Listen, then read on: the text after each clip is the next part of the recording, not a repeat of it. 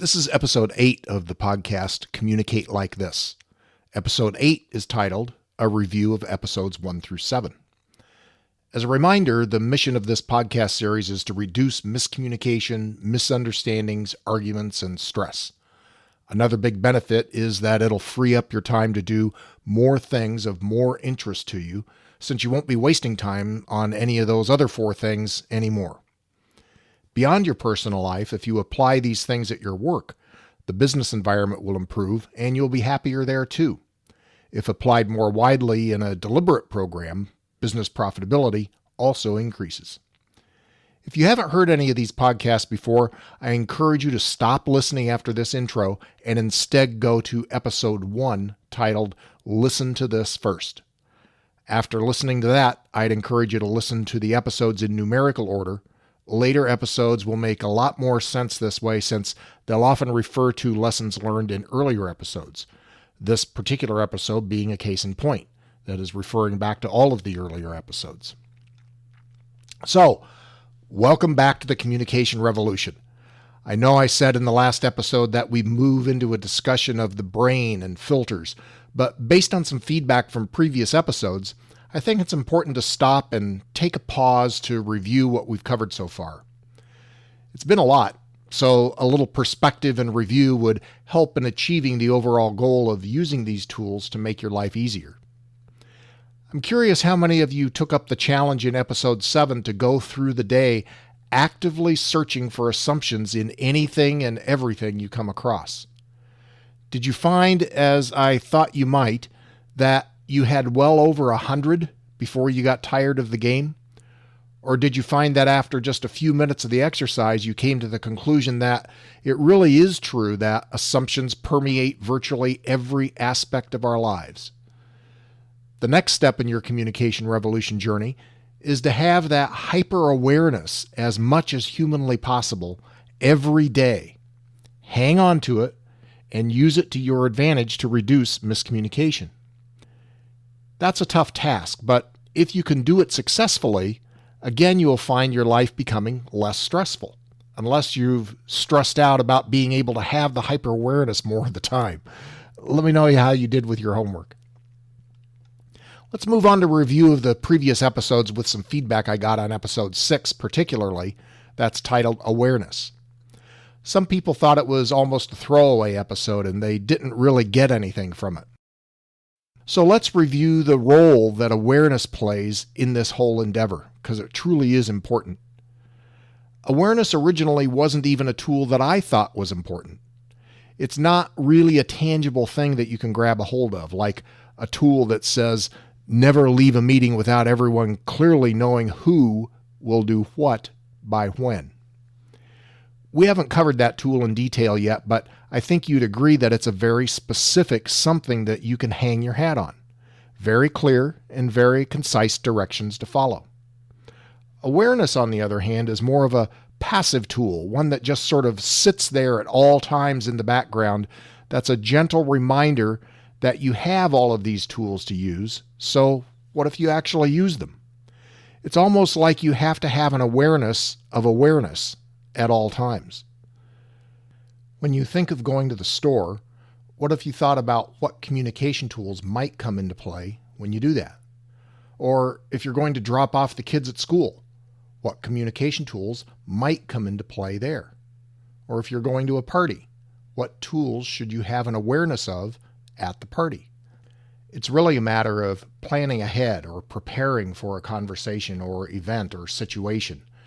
Like Perky's Law of the 7 Ps says, proper prior planning prevents piss-poor performance. Now, after looking through that toolbox of tools that you already have the beginnings of, and that'll get more full as we go through more episodes, I found that I've got the word aware or awareness attached to many of them, if not most of them. Aware and awareness kind of flew under the radar, even for me, so I want to put them on your radar more emphatically and consciously. After some reflection, now I think that awareness is not only a tool unto itself, but it may actually be the toolbox in which all of your tools sit. It's one of those overarching themes that touches virtually everything, and that without it, the tools themselves get lost, kind of like core values and principles, or CVPs. To continue the analogy, you have a toolbox so that you can conveniently get to the right tool to use for a specific communication situation.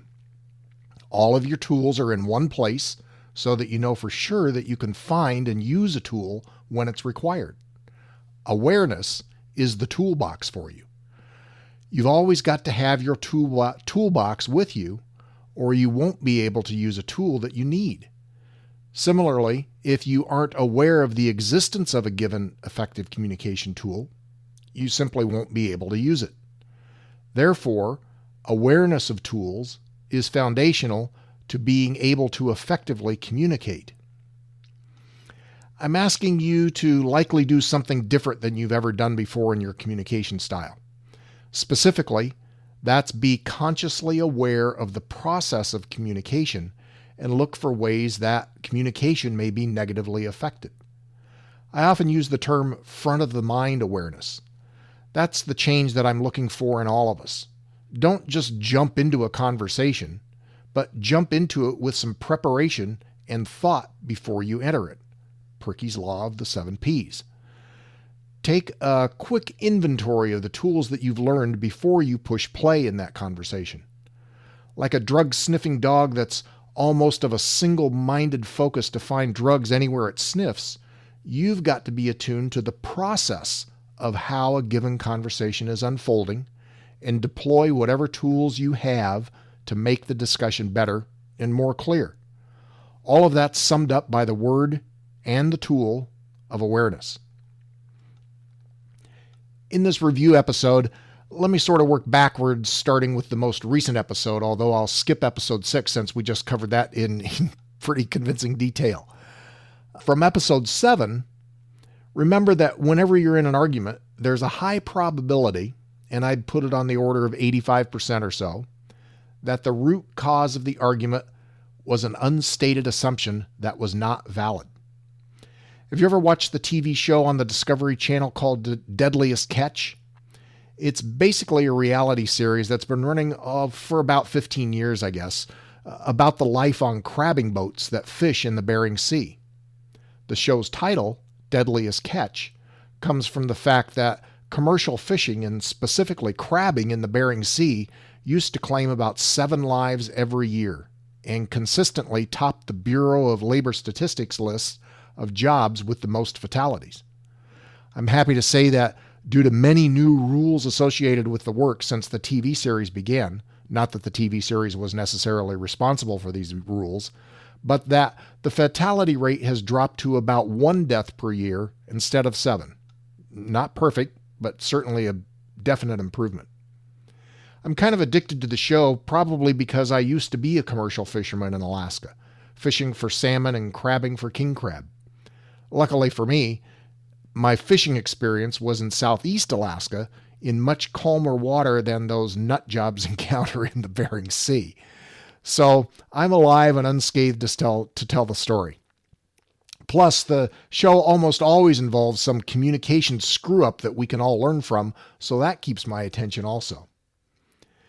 The communication style on a commercial fishing boat can best be described as maybe rough and blunt, almost military-like in its characteristics.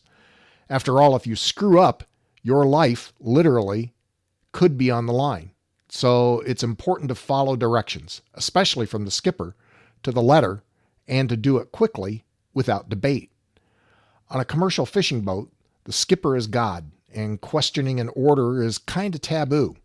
If the skipper says to jump, you don't even ask how high, you just do what you're told when you're told to do it. You don't want to mess with a skipper, that's for sure. In one recent episode of The Deadliest Catch, the skipper wanted a crew member to finish up a task at the end of the day, but also understand that the skipper is generally in the wheelhouse and the crew member is generally on deck on a 120-foot long boat. So it's common for the skipper to use a loudspeaker to talk to the crew, but the skipper usually can't hear the response because of the physical separation involved. The crew member heard the instruction, but he was actually ahead of the game and had already finished his task that the skipper had just assigned, or the skipper thought he had just assigned. So the crew member was kind of proud of the fact that he was one step ahead of the skipper. So he looked up into the wheelhouse and gave a physical gesture indicating that he was done, at least in his mind. No, he didn't give the skipper the finger, as some of you cynics might think, but he did a throat slashing motion. You know, the one where you hold your hand flat, palm down, and move it horizontally back and forth in front of your throat. The crew member thought he was telling the skipper that he was already done with that task and didn't need to do anything on it. But the skipper had a different interpretation. He thought the crew member was telling him to shut up and quit yelling at him over the loudspeaker. And that's when the fight started. The skipper felt disrespected. You know, I didn't know that little phrase that started out as a joke in one of the early episodes would fit so many times, but it really does in this case. And that's when the fight started. The skipper felt disrespected and he needed to put the crew member in his place. Consequently, the skipper went off on the crew member, yelling about never questioning the skipper and that the skipper was the one in charge, not the lowly crew member. The skipper owned the boat, not the crew member. The skipper knew what to do. Now the crew member realized that the skipper had made an incorrect assumption about the situation, and he tried to correct it, even though vocally he couldn't communicate with the skipper. The crew member started mumbling to himself on camera about the skipper not knowing what he was talking about, but when the crew member tried to correct the misunderstanding, he simply repeated his throat-cutting gesture, which infuriated the skipper even more. Now, the two lessons here were that the skipper didn't understand that an invalid, unspoken assumption was involved. And second, while the crew member understood that an assumption was involved, which is great, he didn't have the awareness to understand that his throat-cutting gesture was the cause of the conflict and to not repeat it. So the larger lesson here is that assumptions and awareness are intertwined, and each is as important as the other in solving communication issues. The good news is that later the two did talk in person and sorted it out, but based on his body language, the skipper was still mad, which granted is my assumption, but his body language seemed pretty clear to me. You don't want the skipper mad at you regardless. A couple of other lessons from episode 7 were also ignored in this exchange. The first was to go into a conversation thinking that you may be wrong. That would have opened each person up to thinking that something was being miscommunicated because they were in an argument, instead of them being locked into their positions that the other person was wrong. The other unused lesson or tool was to stop the conversation when you realize when you're in an argument and try to find the root cause invalid, unspoken assumption. The crew member sort of got there, but didn't quite make it. From episode 6, we learned to take that out-of-body, neutral, third-party perspective and evaluate the conversation you're in at the same time that you're in the conversation. So you're evaluating and you're talking. Had either the crew member or the skipper done that, the issue probably would have been settled earlier without people getting mad or thinking that the other person is an idiot. In episode 5, we learned about replacing should with what if, and how that lessens the thought that an accusation is being made or a holier-than-thou approach is being taken. Episode 5 also had the tool to make efforts to accommodate the other person's needs and wants. If you can put the other person first and you second, you'll make more friends and demonstrate respect, a value that most people want to have shown to them. Episode 5 also covered a tool of not using extremes in your conversation. Remember that sentence that says you should always try to never use the words should, never, and always? Avoiding those words helps prevent the other person from moving into a defensive mode. We'll talk a lot about defensiveness in some upcoming episodes.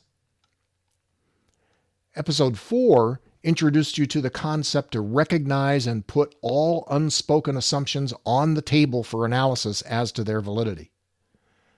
Episodes 6 and 7 expanded on this tool, as we've discussed.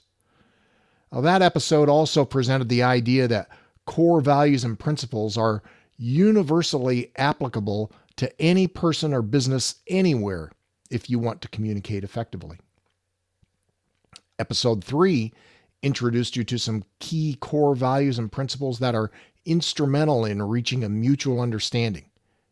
Those namely are teamwork, integrity, accountability, respect, continuous improvement, effective communication, simplification, true prioritization, and actions in alignment with principles. Now, in episode 3, we went through and gave definitions for all of those. I'm not going to go through that again, but here's, I guess, my point. My guess is that you can't remember most of those core values and principles, or CVPs. Here's where that tool of awareness comes in, though. If you can't remember them, really meaning that you aren't aware of them, then you can't possibly use them or their associated tools. While it seems almost like an elementary school assignment or exercise, my challenge to you is to memorize those 9 core values and principles, even if you don't know their precise definitions at this point, and you don't know all of the associated tools. Really, memorize them. That's the first step towards using them. If you skip the first step, all subsequent steps become that much harder. Memorize them. At one place I worked, in our monthly all-management team meetings, I would have a quiz at the beginning of the meeting that gave people 2 minutes to write down all 11 CVPs that we used at that company. At the third meeting, when we still didn't have 100% of the management staff able to recite them, I shortened the time to 90 seconds, and then the meeting after that to 60 seconds. While memorizing the core values and principles could seem to some to be like talking or treating adults like children, the concept is that if you aren't aware of them, then you can't and won't use them. Don't tell me with a wink and a nod that you know them. Demonstrate it. Prove it. Prove it to yourself. So, let me reiterate the challenge to you to memorize the 9 core values and principles from episode 3. See if you can name them all in under a minute. If you can't, then how will you be able to use the ones that you forgot about? Of course, another related message from episode 3 is to put your actions into alignment with the core values and principles. Don't just talk about this stuff, act on it. You may remember that one of those core values and principles is actions in alignment with core values and principles. You may have heard me once or twice paraphrase Marshawn Lynch that it's all about that action, boss. In episode 2, we talked about the context of this whole podcast series, namely to reduce stress, arguments, misunderstanding, and miscommunication in order to free up time in your life to do things that you'd rather spend that time on. We also introduced the tool of paraphrasing and to eliminate the question, "Do you understand?" from your vocabulary.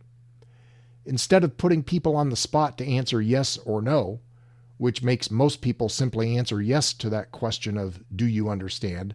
so that they don't look stupid.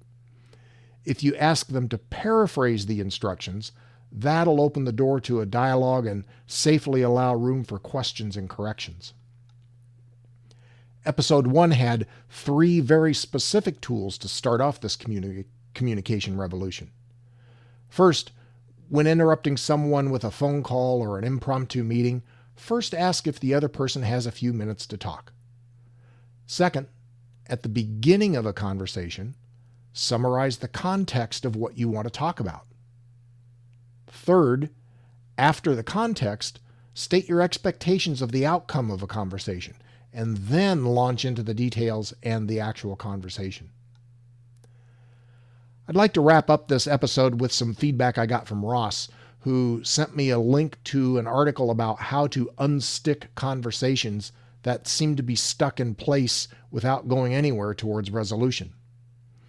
If you go to my main website for this podcast at www.communicatelikethis.com and click on the Read More link below the media player for episode 8, I've provided a link to that article.